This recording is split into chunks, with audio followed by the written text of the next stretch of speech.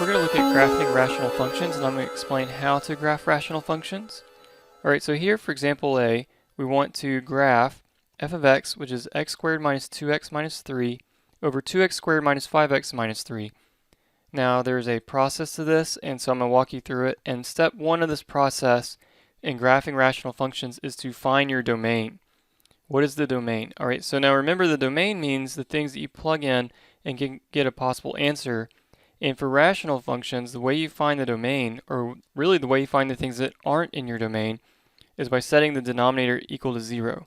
So for this part A, I'm going to take 2x squared minus 5x minus 3, set it equal to 0, and the solutions to this equation are the things that are not in my domain. Alright, so this is quadratic and I can factor, and this one factors as 2x plus 1 and x minus 3. Alright, so then that means that x here we get negative 1/2 and positive 3. If you need help going over factoring, I have videos covering those topics as well. So my domain then is everything but negative 1/2 and 3. Anything else will give me an actual function value when I plug it into my function here. Okay, so now part 2 is to find our asymptotes, our vertical asymptotes, horizontal and slant asymptotes. And so what we need to do before we can continue is we need to factor not only the denominator but also the numerator. So we already factored the denominator as 2x plus 1 times x minus 3. The numerator factors as I need two things to multiply to give me negative 3 and add to give me negative 2. How about x plus 1 and x minus 3? Okay, and what you'll notice here is that the x minus 3's actually cancel out, and that means something to us, okay? Factoring the function like we did helps us find the vertical asymptotes. And the way we do that is we look at the denominator. The things that don't cancel out from the numerator and the denominator help us find the vertical asymptotes. So finding where 2x plus 1 equals 0, or is x is negative 1/2, that gives me the equation of my vertical asymptote. Remember, a vertical line has equation x equals a constant, so this is x equals negative 1/2, is a vertical line. There's my vertical asymptote. Now notice how that relates to the domain. Negative 1/2 is something that can't be included in the domain because that's a vertical asymptote. The 3 can't be included in the domain either, but x equals 3 is not a vertical asymptote because algebraically it canceled out of the numerator and the denominator. How does that show up in the graph? We have a hole when x is 3. There's a hole in the graph. Next, we'll find horizontal asymptotes or slant asymptotes. And the way you do that is by looking at the degrees. So here I can see that I have a degree 2 over a degree 2 polynomial. When we studied horizontal asymptotes, we saw that the way you find them is if your degrees are the same, it's just the ratio of the leading coefficient. The numerator has a leading coefficient of 1, the denominator has a leading coefficient of 2. That means I have a horizontal asymptote here at y equals 1 over 2, 1/2.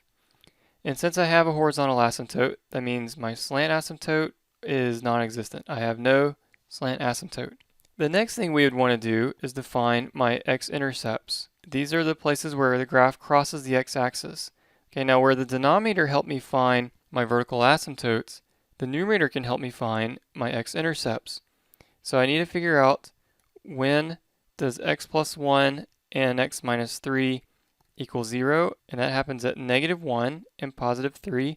But now remember though, 3 is not included in my domain, so the 3 is non-existent, but if it wasn't a hole, I would have an intercept at 3. Okay, so now from this, we are ready to try to graph it. And what we might have to do, your last step would be to find a few extra points. A y-intercept is a common one, but you can pick any value that's in your domain, plug it in, make sure that you get this thing looking right. Alright, so let's try graphing it. Okay, so I have a vertical asymptote at negative 1/2. There's a vertical line at negative 1/2 the graph cannot touch. I also have a horizontal asymptote at 1/2. So there's a horizontal line at y equals 1/2 the graph cannot touch. I have an x-intercept at negative 1. Alright, so this tells me then how my graph's going to go. I know that as I'm going out towards negative infinity, if you want to think like in behavior, my graph has got to approach that horizontal line. So it'll be something like this. It's going to hit at negative 1, but then it's got to approach this vertical asymptote at negative 1/2. So something kind of like that. And on the other side, if you want, you could plug in a value. For example, when x is 0, what happens? So if I plug in f of 0, I end up with negative 3 over negative 3, which is positive 1. So if I plug in 0, my function value is up here. And it's going to do a similar thing to what we just saw. It's going to approach my vertical asymptote and my horizontal asymptote.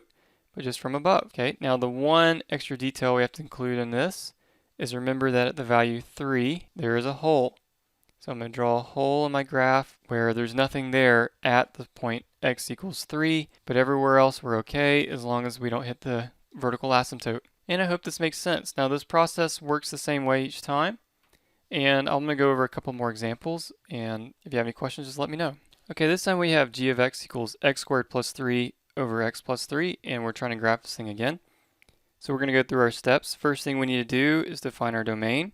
I get that from setting the denominator equal to 0. So here we see at negative 3 I have a problem, but everywhere else I'm okay. So my domain is everything but negative 3, and you write it like this in interval notation. From there I need to find my asymptotes, and so first I need to try to factor this thing. So x plus 3 in the denominator doesn't factor. The numerator is quadratic, so surely it factors, but it actually doesn't. Anytime you have x squared plus a constant, it's not going to factor over the real numbers. So here I just end up with x squared plus 3, so nothing really changes there. Okay, so that means the x plus 3 does not cancel, so x equals negative 3 is a vertical asymptote. When I look at horizontal asymptotes, remember that comes from the degree, so I have a degree 2 over degree 1, which means the degree of the numerator is larger, which tells me I have no horizontal asymptote. There's no horizontal asymptote there. However, I do have a slant asymptote, and I know that, remember, because the numerator is 1 degree higher than the denominator. And the way you find your slant asymptote is just through division, and it usually goes pretty quickly. So remember, the way you do this is you think, what times x gives me x squared? That would be x. Then you distribute, you have x squared plus 3x, and it's probably a good idea to align my columns. So let me adjust for that. I have a 0x here and then a plus 3 like that. Okay, and I'm also subtracting now, so I subtract, change my signs. X squared minus x squared 0, 0 minus 3x is negative 3x, and then I have a plus 3. Then I play this game again. What times x gives me negative 3x? How about minus 3? When I distribute that, I get negative 3x minus 9. I'm subtracting, so that means I flip my signs, and I have 0x and 12. And my remainder is 12, but here I don't really care about the remainder. My slant asymptote then has equation y equals x minus 3. That is my slant asymptote. Now, if you need help doing that, again, I have a video going over vertical, horizontal, and slant asymptotes. I'd be happy to help you. Alright, from there we need to find our x-intercepts. And this one's kind of funny because I got to set the numerator equal to 0. But remember we said that this equation has no solution in the reals, and if you're not convinced of that, you can try to solve it. Have x squared equals negative 3, and so x equals, well, square root of negative 3, unless we get in the complex numbers. So in my graph I have no intercepts. Alright, so I think we're ready to try to graph this thing. I'm curious what it's going to look like here. Okay, so at negative 3, I have a vertical asymptote. I have no horizontal asymptote, but I do have a slant asymptote with equation y equals x minus 3. What does y equals x minus 3 look like? Well, let's see, I have a y-intercept at negative 3, and I have a slope of 1. So I go up 1 to the right 1. This line here is my slant asymptote. It's kind of hard to imagine what this thing's going to look like, so what we can do here is test out a few points. For example, if I plug in 0 into g, so let's see, g of 0 gives me 3 over 3, which is 1. So at 0, I'm up here. Alright, I also know I got to approach this asymptote, so it's going to do something like this. And as I go out here, it's going to approach this slant asymptote, something kind of like that. Now on the other side of my vertical asymptote, so let's see, that's at negative 3. Why don't we try plugging in negative 4 and see what we get? So if I plug in negative 4, I end up with negative 4 squared plus 3 over negative 4 plus 3, which ends up being, what is that, 19 over negative 1, negative 19, so way down here somewhere. Remember, since I have a vertical asymptote, I got to approach that asymptote on this side and the slant asymptote on this side, so it's kind of it's a mirror image of what I graphed on the top part. It doesn't look like it, but it is. And so your graph is something like this. Alright, let's look at one more. Alright, so this time we're going to graph h of x equals x squared minus 4 over x plus 2. Alright, let's run through the process again. Okay, so first we got to find domain. And I do that by setting the denominator equal to 0. So here that's negative 2 for x, which means I can plug in anything but negative 2. So my domain is negative infinity to negative 2 and negative 2 to infinity. Okay, so from there I move to my asymptotes, and remember the first thing we need to do is factor. My denominator doesn't factor, but my numerator does, because it's the difference of two squares. So it's x plus 2 times x minus 2, and that means here that the x plus 2's cancel out. Alright, so that tells me then for my vertical asymptotes, I look to the things that make the denominator 0 that wouldn't have canceled out. In this case, nothing, so there's no vertical asymptote, but we should make a note here that I am going to have a hole at x equals negative 2. At negative 2, we'll have a hole in the graph. Now from a horizontal asymptote, let's see what's going on. We have degree 2 in the numerator, degree 1 in the denominator. A higher degree in the numerator means I have no horizontal asymptote, but I do have a slant asymptote because the numerator's degree is higher by 1. And remember, you usually find that through polynomial division. But in this case, it's kind of unique because since I factored out the numerator and the denominator cancel, that is the result of division. Alright, so I know my slant asymptote then is going to be y equals x minus 2. And maybe slant asymptote's not the word we want to use here, and I'll show you why when we graph this thing, okay? So let's kind of put a circle around this and put a question mark, because I'm trying to figure that out. Alright, now let's look at x-intercepts, okay? Now at first you might think negative 2 and positive 2, because I'm solving this equation, set equal to 0, but remember that the x plus 2 canceled out, so I don't even consider it. X equals 2 is my only x-intercept here. Alright, now I think we're ready to graph, and we might have to plug in a few points. We'll figure this out. Okay, so I have no vertical asymptote. I do have a hole at negative 2. I have a hole somewhere in the graph.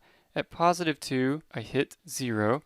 I also have what I think is a slant asymptote with a y-intercept at negative 2 and a slope of 1. So something like this. And the reason I said I'm curious to know if this is the slant asymptote or not is because since I factored out the numerator and the denominator and the x plus 2 canceled out, this is actually the graph that is the result of that, because the x plus 2 just creates a hole. So at negative 2 down here, on this line I have a hole. Other than that, the graph looks identical to the line y equals x minus 2. Okay, so I'm going to make a note of this. I'm going to try to color code this to kind of make it clear. Okay, so the green here, and this is supposed to be kind of a line imposed on the blue. The green has the equation y equals x minus 2. The blue that we graphed, though, is the equation y equals x squared minus 4 over x plus 2. And essentially, the only difference algebraically is that the blue line has a hole right here at negative 2, because it's like I took the equation y equals x minus 2 and multiplied it at the beginning with x plus 2 over x plus 2. And what that does to the graph is just introduces a hole. So saying we had a slant asymptote at y equals x minus 2 is probably not correct there, because the graph actually is y equals x minus 2. We just have a hole in that one particular area. Okay, I hope this makes sense. I've kind of shown you all the loopholes, all the weird stuff. If you have any questions on this, I'd be glad to help you with it. I have some other videos covering some of these topics. You might need to go back and look at those. Again, though, if you have any questions, I'd be glad to help. I hope this helps, and thanks for watching.